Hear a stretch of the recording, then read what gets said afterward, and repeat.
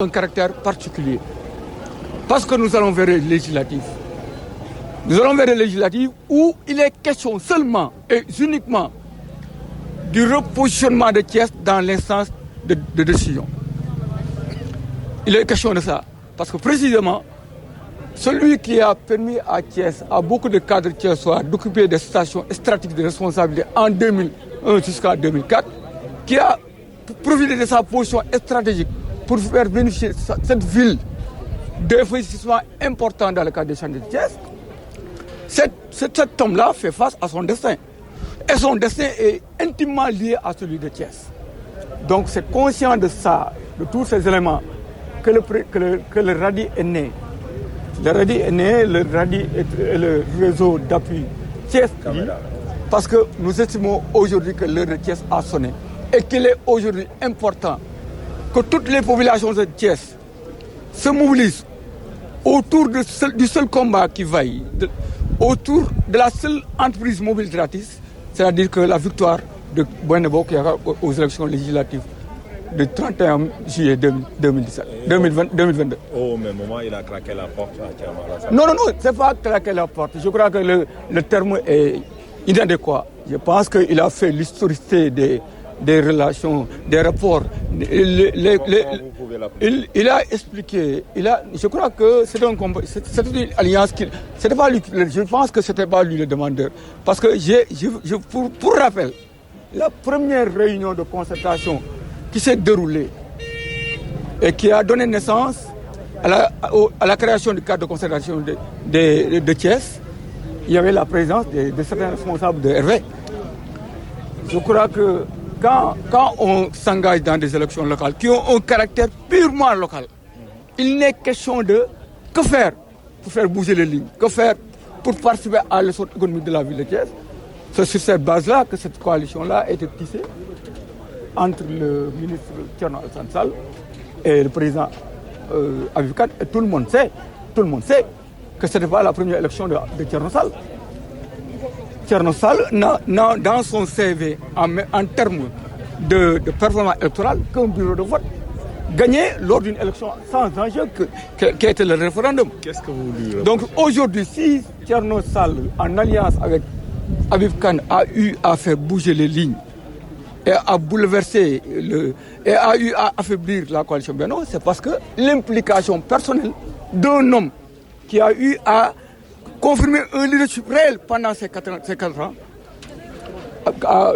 Habib Kane, pour ne pas le nommer, a eu à jouer sa partition parce que en s'engageant dans cette alliance-là, il n'a réclamé aucun centime au ministère de Sall. Celui de le président Macky Sall, au cours d'un dogu, a dit que le problème à Thiès sont ses propres militants de la paix. Habib Kane semble dire la même chose que les propres présidents. Le problème. Est-ce que son rapprochement avec le président Idriss Seck ne va pas déranger? Non, je crois que c'est ça le plus important. C'est là où c'est cette question-là qu'il faut poser.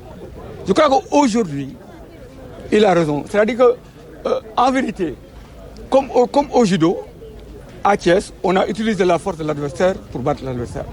C'est-à-dire que c'est la même formation politique qui a participé à sa propre chute à Thiès. Ils n'ont pas su tirer les enseignements des élections de 2014. Ils n'ont pas compris que les enjeux, que l'opposition, son objectif, ce n'était pas de s'installer dans ces mairies-là. Son objectif, c'était de modifier les rapports de force, d'affaiblir le président et de précipiter sa chute.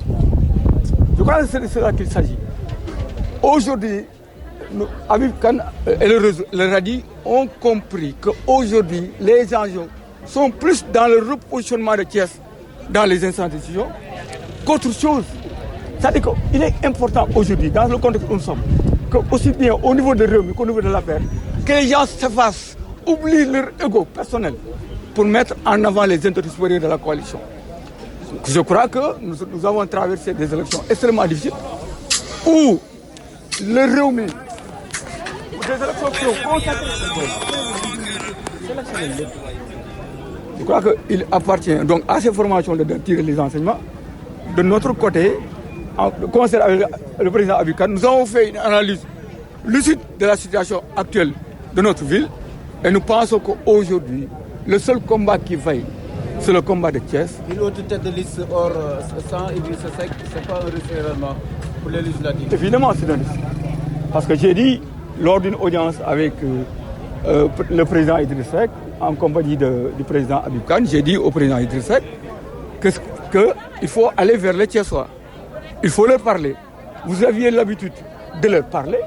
Ils ne vous ont pas vu durant cette campagne électorale. Ils ne vous ont pas entendu. Votre électorat affectif s'est déplacé vers d'autres horizons. Il est important aujourd'hui, pour capter cet électorat, pour le récupérer, il est important que vous allez vers les Thiessois, que vous leur parlez, que vous leur expliquez les raisons qui ont justifié les retrouvailles avec le président Macky Sall et leur expliquer davantage pour qu'ils comprennent qu'aujourd'hui, l'enjeu de Thiès, pour que Thiès ne puisse pas éviter d'être effacé de la carte politique de Thiès. Parce que moi, j'ai toujours dit il y a 4 ans que l'axe Diamniadio-Bourg est en train d'isoler Thiès. On est en train d'oublier cette ville-là qui a été actrice de toutes les alternances démocratiques de 2000 et de 2007. Aujourd'hui, donc, l'heure de Thiès a sonné. C'est ce qu'a compris le président Habib Kane. Je crois que ce qu'il vient aujourd'hui de donner aux jeunes, c'est pour les amener à participer à la conscientisation des populations, c'est pour les amener à engager la bataille de l'opinion, parce que dans une élection comme celle